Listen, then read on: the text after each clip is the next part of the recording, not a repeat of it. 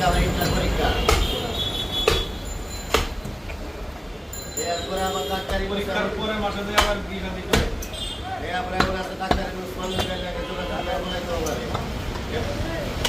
আবার কেন শুরু দিয়ে দিতে হবে এই দিলে এই ডক্টরের আসলে খুব চাপের মধ্যে। বুঝছেন এটা নিজে পারবে, সেটা প্রচুর মাত্রা।